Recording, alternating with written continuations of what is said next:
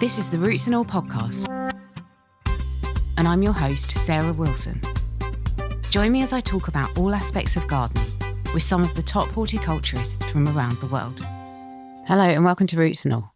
This week I'm digging into the story of peat with Ali Morse, Water Policy Manager at the Wildlife Trusts. We uncover the truth about peat, how much is still being extracted, why government promises have fallen short, and the role horticulture plays in the story. We also look ahead to the solutions, both practical and political, that could finally protect these precious habitats. My name is Ali Morse and I am the Water Policy Manager at the Wildlife Trusts. So I sit in the policy team in the central organisation at the Wildlife Trusts. We're a sort of network of affiliated charities that work right across the country. There's a Wildlife Trust wherever you live. There are 46 of us altogether, so operating at local level. And the central organisation works with all of the Wildlife Trusts to support the work that local trusts do. My role is working on policy, so trying to influence what government and business and others are doing around all sorts of things that affect the water environment, and I include within that wetland habitats like peatlands. Excellent. So somebody reached out to me actually from your organisation, and I think I'm right in saying there's a bill being read in Parliament soon because scandalously there's still a lot of peat being extracted. Is it fair to say the horticultural industry is kind of the main buyer for this peat? It is, yes. Peat is used for a small number of other things, but peat extraction for use in horticulture is the main sort of volume for which peat is extracted. So peat use in horticulture is something that the Wildlife Trusts and other environmental organisations have been concerned about for many, many years. And as you say, it's scandalous that this is still an issue that hasn't come to a resolution as yet. And just to be clear, it's for use in mainly compost, is it? So probably about 2/3 of the use of peat for horticulture is in growing media used by what we'll call amateur gardeners. So what I mean by that is bags of pure peat or other growing media containing peat that are sold in garden centres, in supermarkets, to gardeners like you and I to use in their gardens, their allotments and so on. And then the remainder is what's termed professional peat use, and that is peat that's extracted and used by professional plant growers, so people who grow the plants, the shrubs, the trees that are sold in garden centres.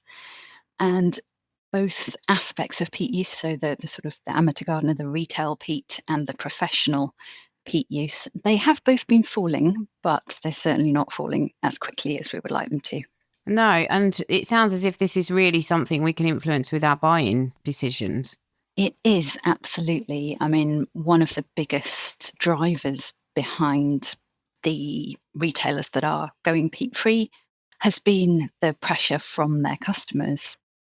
Back in, I think, 2021, the Wildlife Trusts wrote to a number of retailers asking them about their current stocking of peat and about their plans to go peat-free in the longer term. And at the time, we found that there were a small number of retailers that were completely peat-free. There are quite a few others that were working towards that. And we then updated, sort of repeated that survey in 2023. And at that point, we found that many more were peat-free. So now retailers like B&Q, like Dobbies, and supermarkets like Waitrose, Tesco's, Morrison's, Lidl's are all peat-free in terms of their bagged growing media sales. And a number of others had said that they planned to be peat-free by 2024, which was the point at which we had expected there to be a ban on sales. So they had been working towards that. Now, that ban has not yet happened, so it would be really interesting to revisit those retailers and find out where they are with their peat-free journey. Yeah, absolutely it would. So why hasn't the ban happened? Well, that is a very good question, and it's something that's been in the pipeline for such a long time. Now, I think it's really interesting to go back in the sort of history of peat campaigning. Way back in 1990, 10 environmental charities, including the Wildlife Trusts, established a peatland consortium and launched a peatland campaign. And this was in response to the sort of growing recognition of the catastrophic harm that was being caused to the UK's lowland raised bogs, which is the type of peatland from which a lot of peat for horticulture is extracted, because we could see that this destruction was completely avoidable. And so that campaign focused on discouraging the use of horticultural peat and encouraging the development and the sale of sustainable peat-free alternatives. And at that time, the data wasn't as good as it is today, but it was estimated that around 3 million cubic metres of peat were used every year by the horticultural sector, and probably about half of that was for amateur gardeners. In 1999, the UK Biodiversity Action Plan for raised bogs set a target for the horticulture industry to be 90% peat-free by 2010.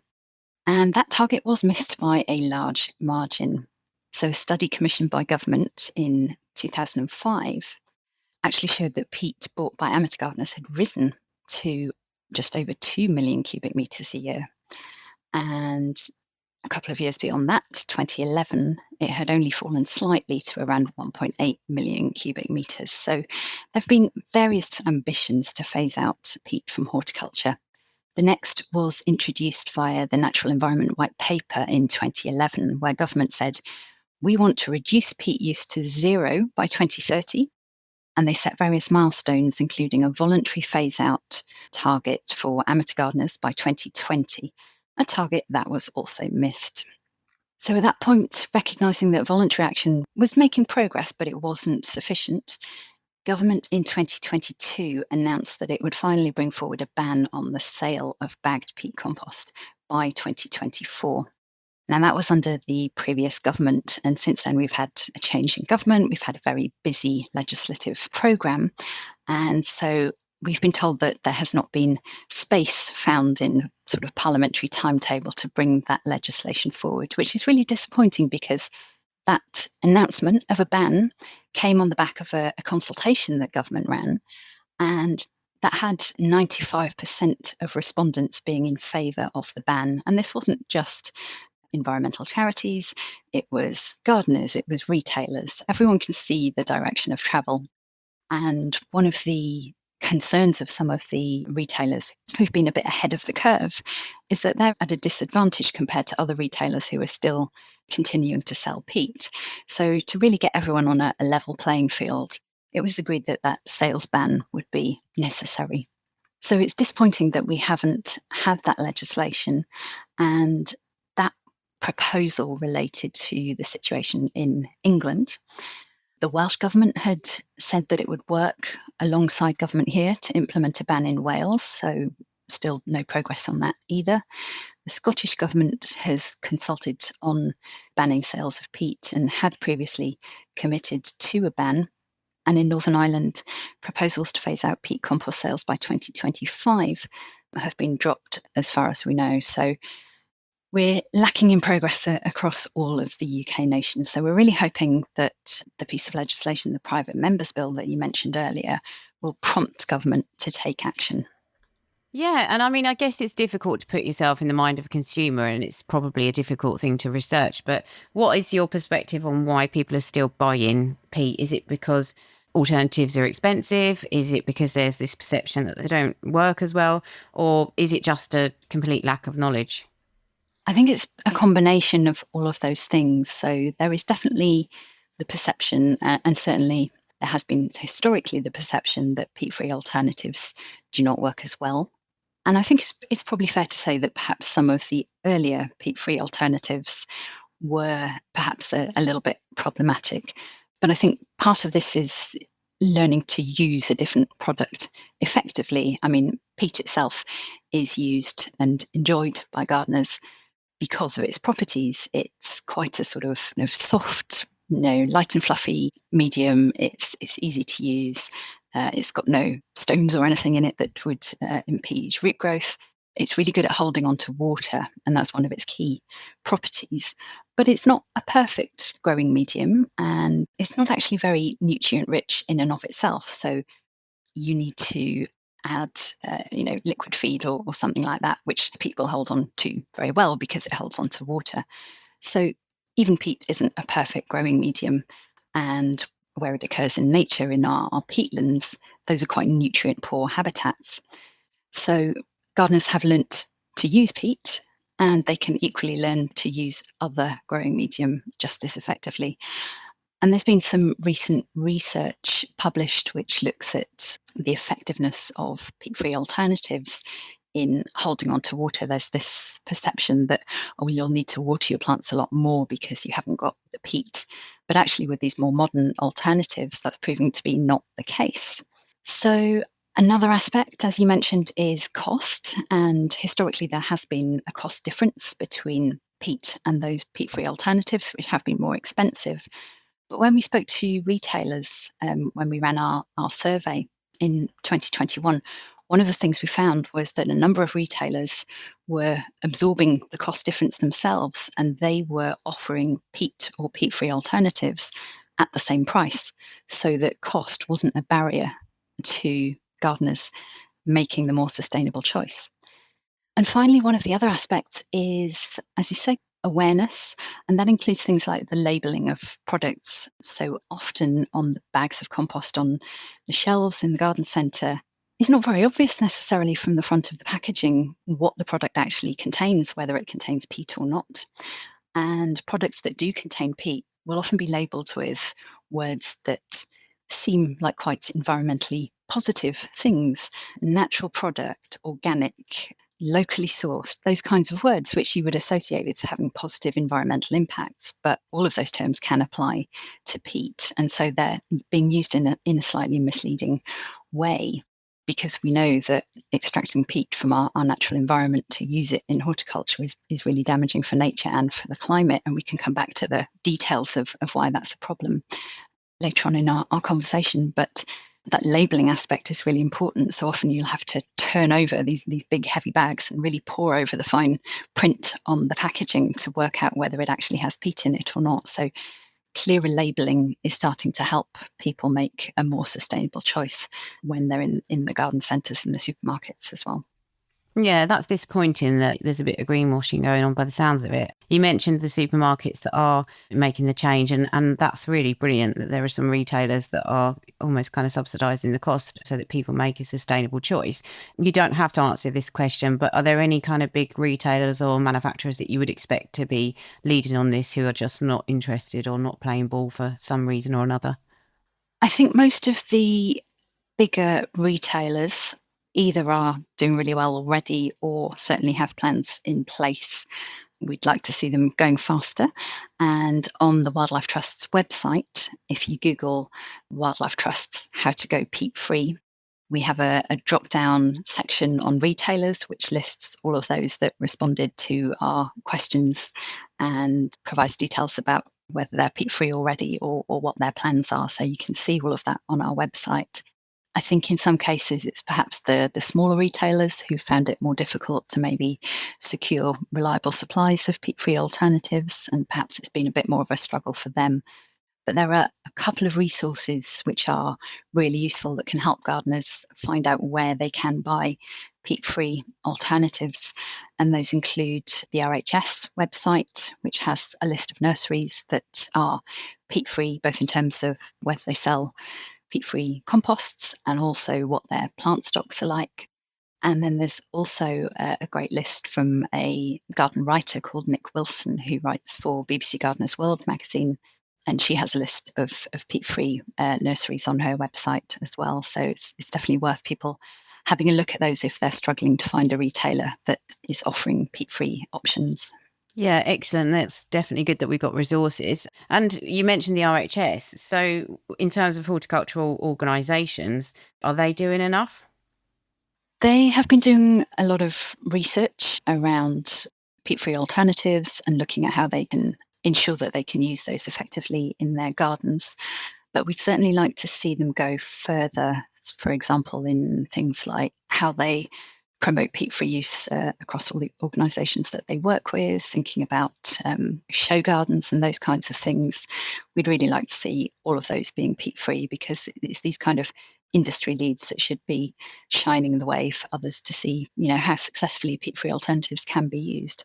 And really, we think there are a limited number of circumstances in which it's legitimate to use peat in horticulture. And those might include things like growing rare species for conservation purposes that only grow in peatland habitats. But in most other cases, it really should be possible to grow successfully without relying on what is a very environmentally damaging product. Yeah, absolutely agree. So you mentioned obviously that we would circle back to the effects of the peat extraction, and actually in the email that you sent to me, it is mind-blowing really how much is extracted and what the effects of that are. Can you talk about that? Yes, absolutely. So it's probably worth starting with why peatlands are important, because they're not necessarily habitats that everyone is familiar with. So peatlands are places where peat soil is formed, and the soil forms in waterlogged conditions. And because of those waterlogged and sort of low oxygen conditions, the plant material doesn't fully decompose, so it builds up as peat. And we have some fantastic peatlands in the UK, places like the Flow Country in Scotland, the Meres and Mosses, the Pennines, the peatlands of Yorkshire, the Somerset levels. So peatlands cover about 12% of the UK land area, and we're actually relatively well blessed with peatlands. They cover about 3% of the land area globally. But because they're often quite sort of large, open habitats, it's quite easy to think that they're practically never ending. There's an endless supply of peat, so it doesn't matter if we take some out for gardening. But that's really not the case. And the reason for that is that, yes, although we have these extensive peatlands, peat is something that takes a really long time to develop. And it forms at a rate of about a millimetre per year. So if you imagine a metre depth of peat, that took 1,000 years to form. And we are extracting and using peat, far more rapidly than it can be replenished.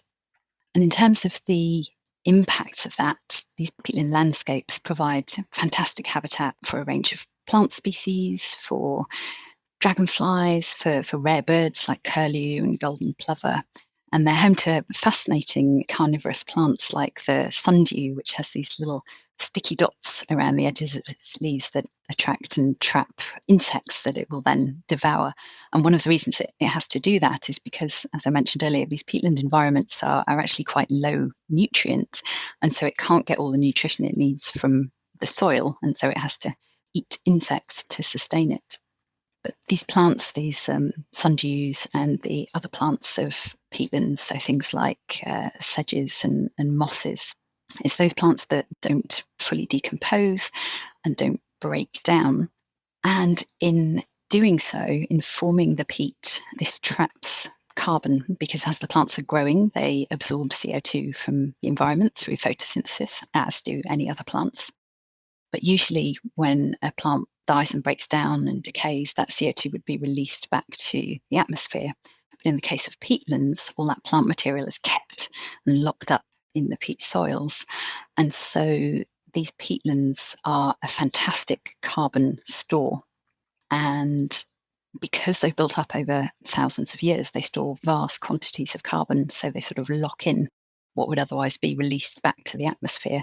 And it's estimated that UK peatlands house about 3.2 billion tonnes of carbon. So the destruction of these habitats is really bad from a nature perspective. It's also really bad from a climate perspective. So in terms of the kinds of volumes that we're talking about, the use of peat, as I said, has been falling in the horticulture sector, but not as quickly as we would like it to. So back in 2015, 10 years ago, there was just under 1.5 million cubic metres of peat used in the retail sector, so for the amateur gardeners, and around 700,000 cubic metres for professional use, so that totalling 2.1 million cubic metres. About a third of that was the professional use and 2/3 was the amateur gardener use. If we fast forward to the current picture, the latest data that we've got is for 2023. We're expecting the data for 2024 to be published relatively soon. So obviously you need to kind of wait to the end of the year, tot up the totals, and then it takes a while for that to be kind of collated and verified. So we don't yet have the data from last year, but we have the data from the year prior, 2023. And things have gone down over time quite significantly, around about 390,000 cubic meters in the retail sector and around 370 in the professional sector. So in terms of the ratios, that's a really interesting change. It's now not far off 50-50. So we can see that professional peat use hasn't really fallen as rapidly as amateur peat use has. And even though there's been that significant drop over time, we're still really at quite high figures. So around 750,000 cubic meters in total at the moment, which is pretty high considering that the industry had been expecting there to be a total ban on retail sales in 2024.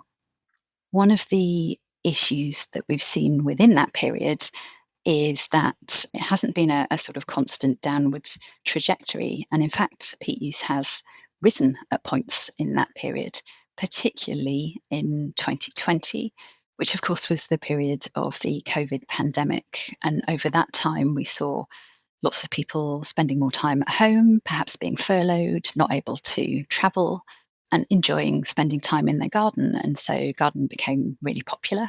And sales of growing media went up really significantly that year. And within that, the use of peat went up. So we saw about 200,000 cubic meters extra peat use that year compared to the year before. But that was a blip, and things have come back down since then. So overall, since 2015, we've seen a decline of about 70% in retail use, of about 45% in professional use, which equates to about a 2/3 decrease overall. So as I said, that's positive. It's going definitely in the right direction. But considering how long the industry has been facing pressure from environmental organisations, from gardeners, and facing the likelihood of a ban, we're really not transitioning as quickly as we should be. Doesn't sound like it, but actually that raises an interesting point. So during COVID as well, there were obviously transportation restrictions, which leads me on to think, where are the alternatives to peat coming from? Is it stuff that we're shipping in from overseas? In which case, is that just as environmentally damaging, but it's kind of over there, so it's not so important to us? Have you got any research into that? That's a really interesting question, because I think that aspect applies both to the alternatives and to the peat itself. So in terms of peat extraction, what we use in the UK doesn't all come from here. Some of our peat is extracted from the nations of the UK, apart from Wales, where there is no peat extraction. It has been prohibited. But a good portion of our peat comes from European countries, including the Republic of Ireland and mainland Europe. So in terms of that habitat destruction, we are already causing problems here and abroad as well. In terms of the alternatives, yes, the kind of global footprint of what those products are and where they're coming from is certainly a consideration, because what nobody wants is to stop using peat, but to start using something that's having equal or different forms of harm, particularly elsewhere in the world. And so there are concerns about products like coir, which is often used as a component of peat-free alternatives, which is a component of coconut husks, and we don't grow many coconuts in this country. So yes, certainly the kind of shipping component of how we get these ingredients is a consideration. And that is something that the industry have been looking into in their product labelling, is around not just labelling something as whether it's peat-free or not, but labelling to provide more information about all of the environmental considerations. So in terms of its water use, in terms of how it's produced, whether it takes a lot of water to produce it, in terms of its kind of carbon footprint, in terms of where the ingredients come from, and those kinds of considerations. So certainly that's something that's welcome, so that consumers are better able to make a choice about the products that they buy. So obviously, as we said, the consumer is key here. The horticultural industry is also key. So particularly if you're buying plants in at quantity or even not, then it's good to do due diligence. Apart from those things, is there anything else that we can be doing at this moment in time to support the bill or to push for change? Yeah, so we're hopeful that the private members bill will really prompt government to take more notice of this issue. The bill has been put forward by Sarah Dyke, who's a Liberal Democrat MP covering Glastonbury and Somerton. And she's tabled what's called a private member's bill using something called the 10-minute rule, which is a parliamentary opportunity that allows a backbench MP to make their case for a new bill in a speech that's allowed to last up to 10 minutes. And an opposing speech might be made by another MP, and then the House decides whether or not the bill should be introduced. And if they agree that it should, that bill is deemed to have had its first reading. So that's the kind of first hurdle in bringing a bill to Parliament. So it's not only government itself that can bring legislation forward, other members of Parliament can do so as well. And so this is the route that bill has taken. And so it's now awaiting its second reading. And we're hoping that will happen sometime in September. Now, private members' bills don't usually become law, but they often prompt government to take some form of action themselves. So that's what we're hoping might come from this bill. And so it might be that government would take the details of the bill and include it in its own legislation somewhere. So the bill is broadly bringing forward a ban on the sale of horticultural peat. And what we would hope to see is that there'll be some interest from the public, from the media, around the time that the bill gets its second reading in Parliament. And then we'll see where it goes from there. But the kind of things that people can do to support that are talk to their own MPs, ask them to speak up in support of the bill, to go and speak in the debates, and to show support for this issue. Because if government can see that this is something that has broad backing, then they're more likely to take these messages on board and act upon them themselves. One of the things that they might do as a result of this bill could be that they might bring forward some proposals or legislative targets through the Environmental Improvement Plan. So at the moment, we have an environmental improvement plan that was put in place in 2023, and that sets out government's commitments to the environment and a range of legally binding targets that it's obligated to take forward. And that plan was welcomed because of all the things it commits to, but it was criticised because it had no delivery pathways within it. So it said lots of great stuff, but it didn't really have the detail as to how we'd actually get there. And so currently, government is looking to revamp that plan and put some flesh to the bones so that we have a clearer idea of how we're going to actually meet the targets within it. Now, in that refresh, that could be an opportunity to say something about peat, perhaps to commit to a new date for bringing the sales ban forward. So that's something we're hoping government will be looking at, and seeing that sort of level of public support around the timings of that private members' bill debate could be really helpful in driving a response from government. Excellent. So how can people help make a change? I think probably the key things that people can do to help drive this agenda are threefold. The first is that they can choose peat-free alternatives where those are available. The second is that they can ask where those peat-free alternatives are not on the shelves. So talk to those retailers, ask them why they're not stocking certain products, and that will demonstrate that there is consumer demand for peat-free items. And the third and final is to support the environmental organisations and others who are trying to drive this message home to government. And that might be through things like sharing on social media, it might be through writing to your MP, and just generally showing support for this movement away from peat that we know is so essential for both nature and the climate. Thanks to Ali for highlighting this important topic, and to you for listening. If you like this episode, you might also enjoy episode 144, The State of Horticulture with Matthew Appleby, and episode 47, Going Peat-Free with John Walker. You can download or listen to the podcast direct from the website rootsandall.co.uk. Please also check out my Patreon, where you can make a one-off donation or take out a monthly subscription to help support the podcast. Because if you enjoy the show, please help it continue. I also have a GoFundMe where you can make a one-off donation. Even a one-off donation of £1 helps, and I'll be really grateful for your support. So please go to Patreon or GoFundMe and search for Roots and All Podcast.